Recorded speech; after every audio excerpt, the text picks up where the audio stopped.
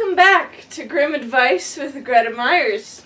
You've entered the grimoire with 2 M's for the 100th time. Let's turn some pages together. Is it or is it not the 100th episode? Is it or is it not the 100th time that I have talked to you while reading a story? It is the 100th time. And so I felt obligated. I gotta dress up a little. So here I am, dressed up, just a little bit though. And I feel fabulous. And I feel so ready for us to share our 100th story together. So without further ado, The Spirit in the Bottle. There was once a poor woodcutter who toiled from early morning till late night. When at last he had laid by some money, he said to his boy, "You are my only child. I will spend the money which I have earned with the sweat of my brow on your education. If you learn some honest trade, you can support me in my old age, when my limbs have grown stiff and I am obliged to stay at home." Then the boy went to a high school and learned diligently so that his masters praised him, and he remained there a long time. When he had worked through 2 classes, but was still not yet perfect in everything, the little pittance which the father had earned was all spent, and the boy was obliged to return home to him. "Ah," said the father sorrowfully, "I can give you no more, and in these hard times I cannot earn a farthing more than will suffice for our daily bread." "Dear father," answered the son, "don't trouble yourself about it. If it is God's will, it will turn to my advantage. I shall soon accustom myself to it." When the father wanted to go into the forest to earn money by helping to pile and stack wood and also chop it, the son said, "I will go with you and help you." "Nay, my son," said the father, "that would be hard for you. You are not accustomed to rough work, and will not be able to bear it. Besides, I have only one axe, and no money left to buy another." "Just go to the neighbor," answered the son. "He will lend you his axe until I have earned one for myself." The father then borrowed an axe of the neighbor, and next morning, at break of day, they went out into the forest together. The son helped his father, and was quite merry and brisk about it. But when the sun was right over their heads, and the father said, "We will rest and have our dinner, and then we shall work as well again," the son took his bread in his hands and said, "Just you rest, father, I am not tired. I will walk up and down a little in the forest and look for birds' nests."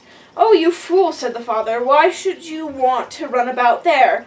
Afterwards you will be tired and no longer able to raise your arm. Stay here and sit down beside me." The son, however, went into the forest, ate his bread, and was very merry, and peered in among the green branches to see if he could discover a bird's nest anywhere. So he went up and down to see if he could find a bird's nest, until at last he came to a great dangerous-looking oak, which certainly was already many hundreds years old, and which 5 men could not have spanned. He stood still and looked at it and thought, "Many a bird must have built its nest in that." Then all at once it seemed to him that he heard a voice. He listened and became aware that someone was crying in a very smothered voice, "Let me out! Let me out!" He looked around, but could discover nothing. Nevertheless, he fancied that the voice came out of the ground. Then he cried, "Where are you?" The voice answered, "I am down here among the roots of the oak tree. Let me out! Let me out!" The scholar began to loosen the earth under the tree and search among the roots, until at last he found a glass bottle in a little hollow. He lifted it up and held it against the light, and then saw a creature shaped like a frog springing up and down in it. "Let me out! Let me out!" it cried anew, and the scholar, thinking no evil, drew the cork out of the bottle. Immediately a spirit ascended from it and began to grow, and grew so fast that in a very few moments he stood before the scholar, a terrible fellow as big as half the tree by which he was standing. "Do you know," he cried in an awful voice, "what your wages are for having let me out?" "No," replied the scholar fearlessly. "How should I know that?" "Then I will tell you," cried the spirit. "I must strangle you for it." "You should have told me that sooner," said the scholar, "for I should then have left you shut up. But my head shall stand fast for all you can do. More persons than one must be consulted about that." "More persons here, more persons there," said the spirit. "You shall have the wages you have earned. Do you think that I was shut up there for such a long time as a favor? No, it was a punishment for me. I am the mighty Mercurius. Whoever releases me I must strangle."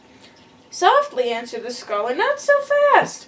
I must first know that you really were shut up in that little bottle and that you are the right spirit. If indeed you can get in again, I will believe, and then you may do as you will with me." The spirit said haughtily, "That is a very trifling feat," drew himself together and made himself as small and as slender as he had been at first, so that he crept through the same opening, and right through the neck of the bottle in again. Scarcely was he inside, then the scholar thrust the cork he had drawn back into the bottle, and threw it among the roots of the oak into its old place, and the spirit was betrayed. And now the scholar was about to return to his father, but the spirit cried very piteously, "Ah, do let me out, let me out!" "No," answered the scholar, "not a second time. He who has once tried to take my life shall not be set free by me, now that I have caught him again." "If you will set me free," said the spirit, "I will give you so much that you will have plenty all the days of your life." "No," answered the boy, "you would cheat me as you did the first time." "You are playing away with your own good luck," said the spirit. "I will do you no harm, but will reward you richly." The scholar thought, "I will venture it. Perhaps he will keep his word, and anyhow he shall not get the better of me." Then he took out the cork, and the spirit rose up from the bottle as he had done before, stretched himself out, and became as big as a giant. "Now you shall have your reward," said he, and handed the scholar a little bag just like a plaster, and said, "If you spread one end of this over a wound, it will heal, and if you rub steel or iron with the other end, it will be changed into silver." I must just try that," said the scholar, and went to a tree and tore off a bark with his axe, and rubbed it with one end of the plaster. It immediately closed together and was healed. "Now it is all right," he said to the spirit, "and we can part." The spirit thanked him for his release, and the boy thanked the spirit for his present, and he went back to his father. "Where have you been racing about?" said the father. "Why have you forgotten your work? I said at once that you would never get on with anything." "Be easy, father, I will make it up." "Make it up indeed," said the father angrily. "There's no art in that. Take care, father, I will soon hew the tree there, so that it will split." And then he took his plaster, rubbed the axe with it, and dealt a mighty blow. But as the iron had changed into silver, the edge turned. "Hello, father, just look what a bad axe you've given me. It has become quite crooked." And the father was shocked and said, "Ah, what have you done? Now I shall have to pay for that, and have not the wherewithal, and that is all the good I have got by your work." "Don't get angry," said the father. "I will soon pay for the axe." "Oh, you blockhead," cried the father, "with what will you pay for it? You have nothing but what I give you. These are students' tricks that are sticking in your head, but you have no idea of woodcutting." After a while, the scholar said, "Father, I can really work no more. We had better take a holiday." "What?" answered he. "Do you think I will sit with my hands lying in my lap like you? I must go on working. But you may take yourself off home."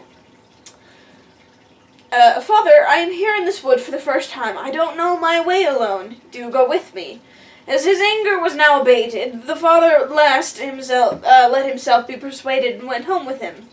Then he said to the son, "Go and sell your damaged axe, and see what we can get for it, and I must earn the difference in order to pay the neighbor." The son took the axe and carried it to town to a goldsmith, who tested it, laid it in the scales, and said, "It is worth 400 thalers. I have not so much as that with me." The son said, "Give me what you have, and I will lend you the rest." The goldsmith gave him 300 thalers, and remained 100 in his debt. The son thereupon went home and said, "Father, I have got the money. Go and ask the neighbor what he wants for the axe." "I know that already," answered the old man. 1 thaler, 6 groschen. Then give him 2 thalers, 12 groschen, and that is double enough, and see, I have money in plenty. And he gave the father 100 thalers, and said, "You shall never know want. Live as comfortably as you like."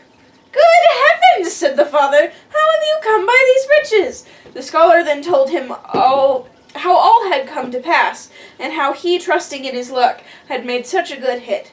But with the money that was left, he went back to the high school, and went on learning more. As he could heal all wounds with his plaster, he became the most famous doctor in the whole world. Aww. Harkening back to, was it yesterday? Yes, yesterday, Dr. Know-All. Harkening back to Dr. Know-All, this guy actually, worked and learned how to be a doctor, unlike Dr. Know-All. Yes, I'm still salty about that. Alright. Alright. What do I have to say? First off, if you're watching this, thank you. It has been a pleasure and a joy for me to do these videos. Has it been hard? Yes. Yes. But it's been fulfilling in and of itself, even though I know not many people watch. And that's okay. That's valid. I'm still valid. But I'm going to talk more about that later tomorrow. For the Saturday special, I'm going to give a little backstory. I'm going to live a little origin story in a very fun manner, and we might play a game. It'll be fun. Tune in tomorrow. It'll be a good old time. But yeah, that's the first thing I want to say. Is thank you. Nextly.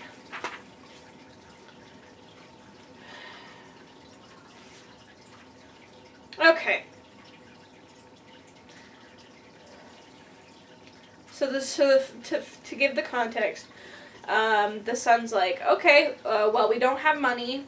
Let me come chop wood with you and stuff. The dad's like, you're not accustomed to hard work. It'll be hard for you. Like, I don't want that to be like a problem for you. Well, okay.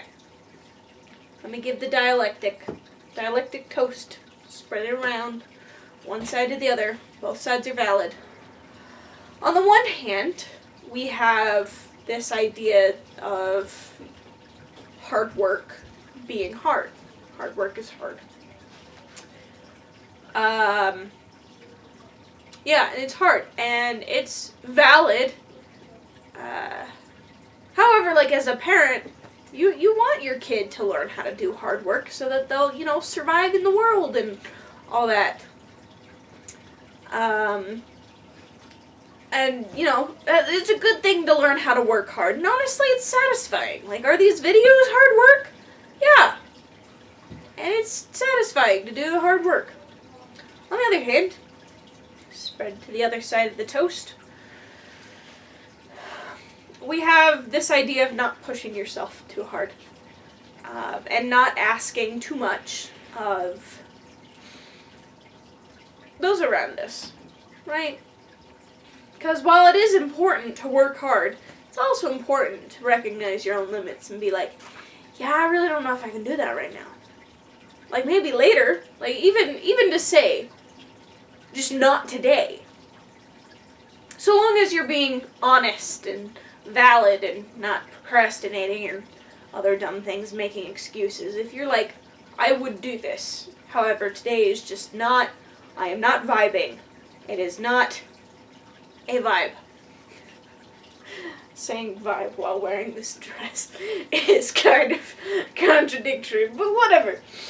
Yeah, so here's the two. Both of these are valid and true. There's no getting around that. Both of these perspectives are valid and true. They are on opposite sides of our toast of life. And we spread the butter, so we all get some. Yeah.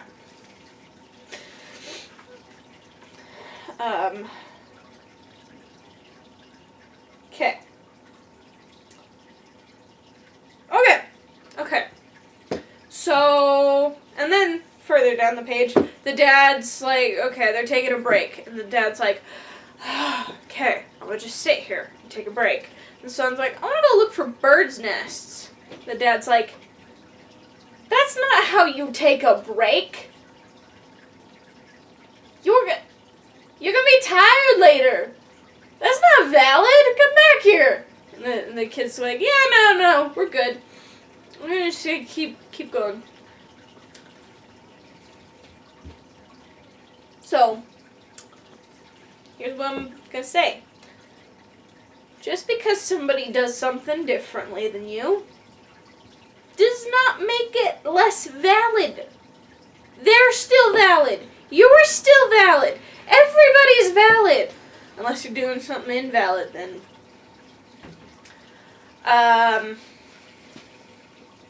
For example, a lot of people learn differently. We'll come back to learning later because this was a common theme throughout the story. So I feel like we should wrap up with that.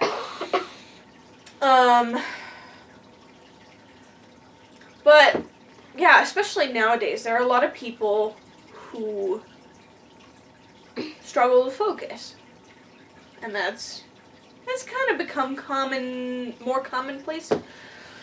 And especially there are people who, for example, I've learned this about myself recently. It's a lot easier for me to pay attention if I'm doing something with my hands.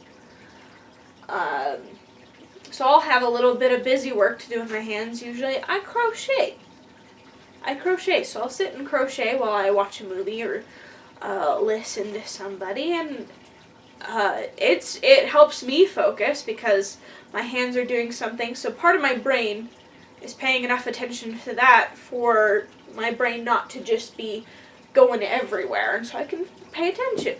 And a lot of people really relate to that. However, there are a lot of people that feel that that's so here's the one end of the toast. Here's the one side. This example. And a lot of people relate to it. However, for some people, not doing something while for example, if they're up talking, like if it's a teacher and they're up giving a presentation and they see me crocheting, and they might consider it disrespectful. And that's still valid. So as long as we can both understand that each other's perspective is valid, and, come to some sort of compromise in the middle of the toast,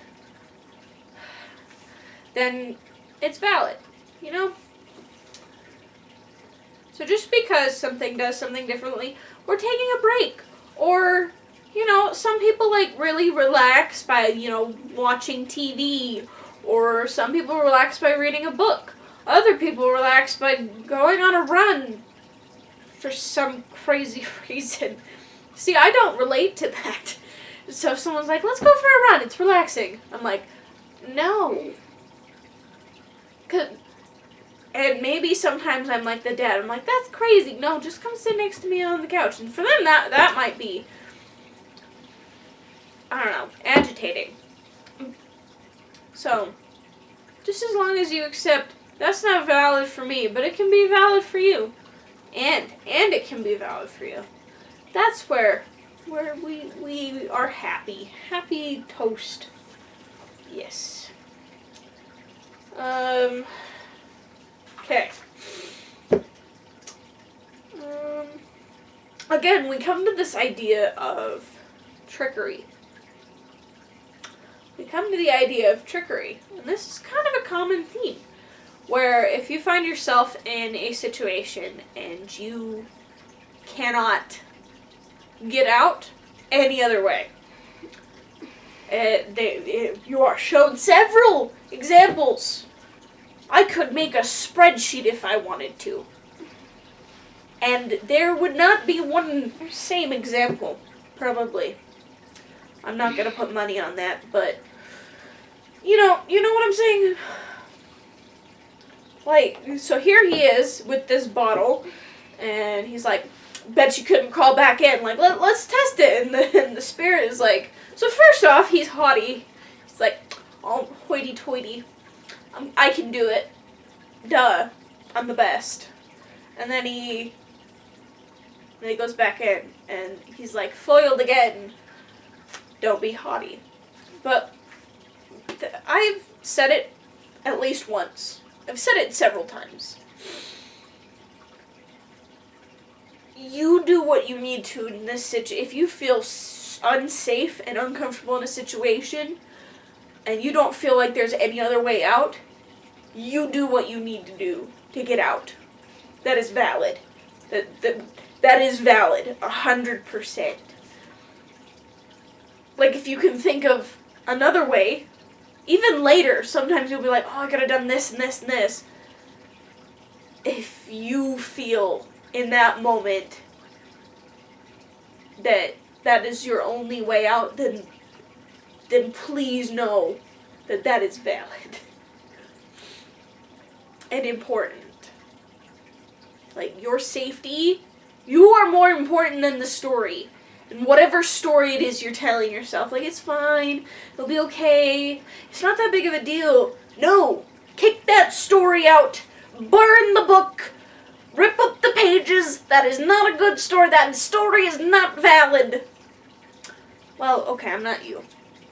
I'm not in that situation. So maybe in that moment it is valid.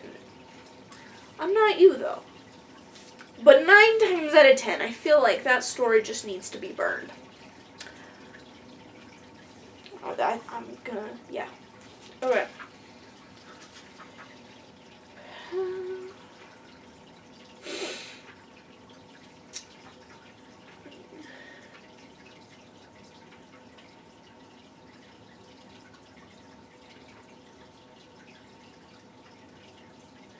Okay.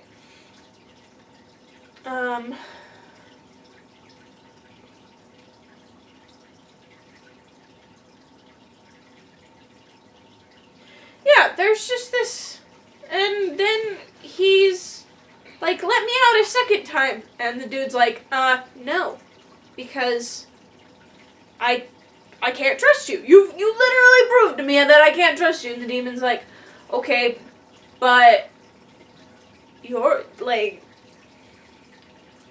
he's like, okay, but, like, really, like, what can I do to you that you don't already know? He's like, dude, if you let me out, I will reward you handsomely. It'll be a good time for you. It'll be a good thing. It'll be worth your while. I'll make it worth your while, you know?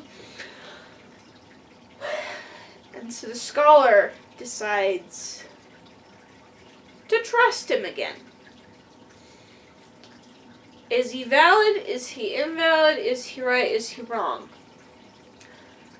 And what should you take from this? You know, what should I take from? What should any of us take from this? This is a good question.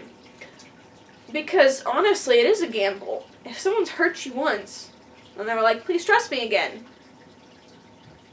On the one hand, you've made mistakes. I've made mistakes. We've all made mistakes. People make mistakes. Many, many, many, many mistakes. All the time. Every day. It's fact. Humans make mistakes. Dogs make mistakes. Heck, dogs run into walls on accident all the time. Is there a difference between an accident and a mistake? I don't know. Maybe we'll figure that out later. Maybe not. Anyways, so people make mistakes, and sometimes they honestly really do want to fix it and be better. And do they deserve that second chance? Absolutely. However, and then there are some people who really just don't care, and they will lie, and they'll like, I'll be better, it'll be good, it'll be fine, but they really don't mean it. How do we know the difference between an honest person and a sneaky, snake, evil person? That's a good question. How do we know the difference? I don't know. Somebody please tell me. So, it's a gamble when someone's like, please trust me again, even though I've hurt you. And I can't tell you what to do in that situation because it's a gamble every time. So, feel it out, vibe check it, do what you gotta do, but be careful. Proceed with caution, like our good friend, the scholar, did.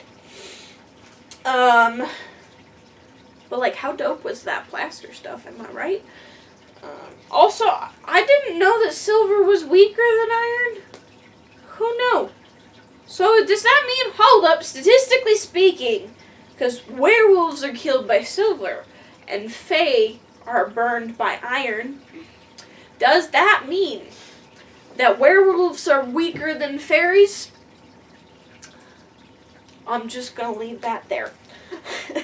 I'll leave that hypothetical dangling in the air. Thick and heavy. Okay.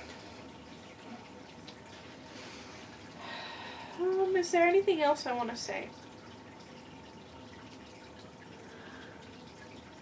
If you want to be a really cool person, pay back your debts in double. If not, that's valid, but, like, if you do, pretty cool. Okay. Alright, we're gonna wrap up with this overarching theme that he's a scholar. He went to school. He learned stuff. At several points. At several points, okay, so he goes to school, right? And then he comes home, and he's like, sweet, I went to school. And then the dad's like, well, that's great and all, but we still don't have any money. We no cash money, no moolah. We are broke. And the son's like, oh, cool. And the dad's like, I'm gonna go work in the woods, like be a manly man and stuff. And the son's like, cool, can I come help? And he's like, no, I never taught you how to do that. So, And then we get to a point where, like, he is working in the woods, learning that skill. And then finally, like, and then he uses his trickery and cunning, and then he comes back and the dad's like, and you broke the axe, you idiot.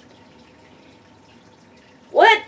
Like you were so stupid that the Grimm brothers could have called this clever so-and-so. Like, that you were that stupid. And,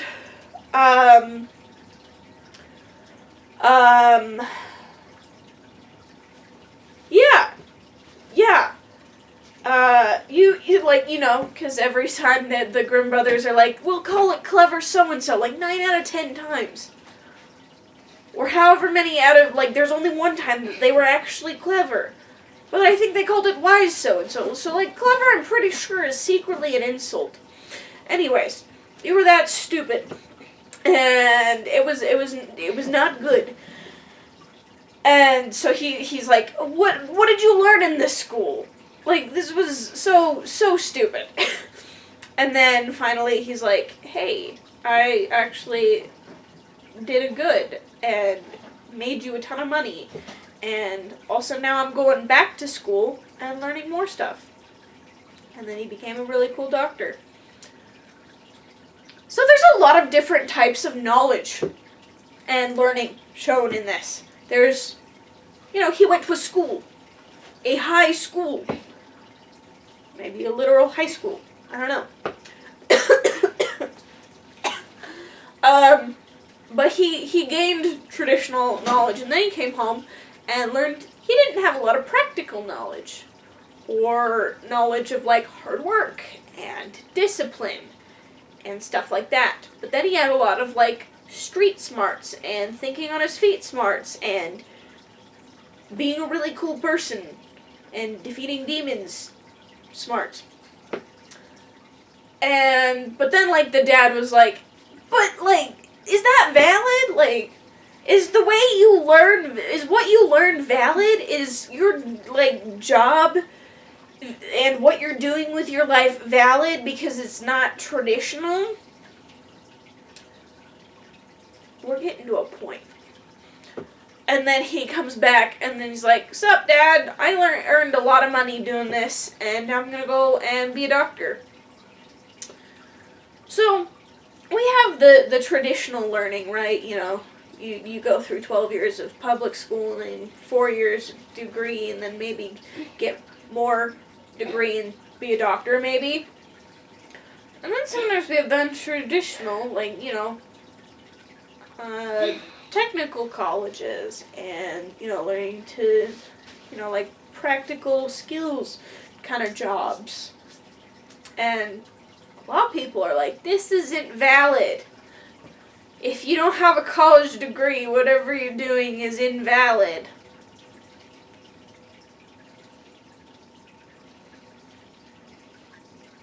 No!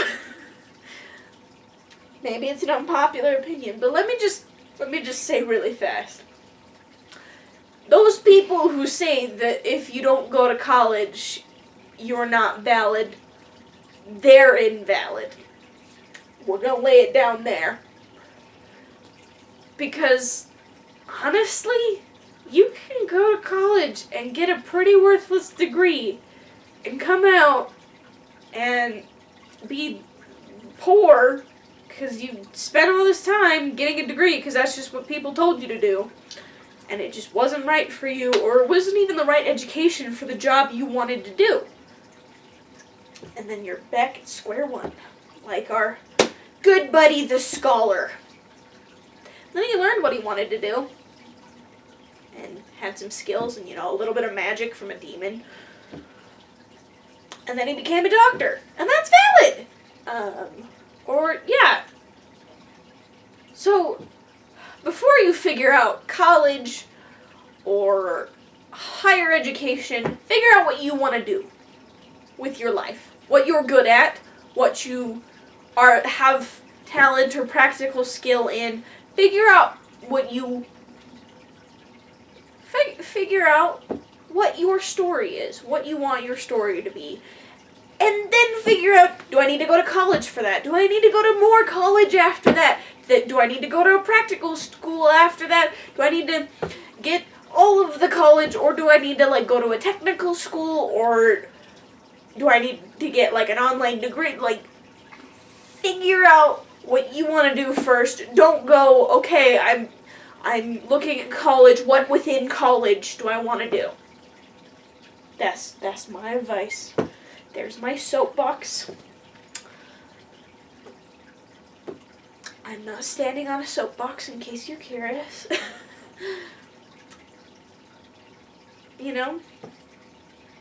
Alright. There we have it. Alright, my gremlins. Be sure to tune in tomorrow for a very interesting origin story and maybe a game and some fun surprises. And yes, my sister Hazel will be joining us. Alright. Thank you. Thank you for joining us for another Happily Ever After. Or not so Happily Ever After.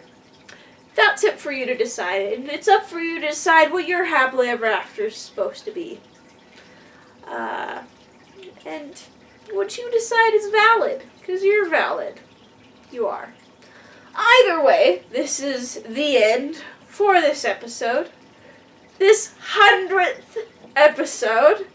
So, tune in later, and we can learn more and turn new pages together.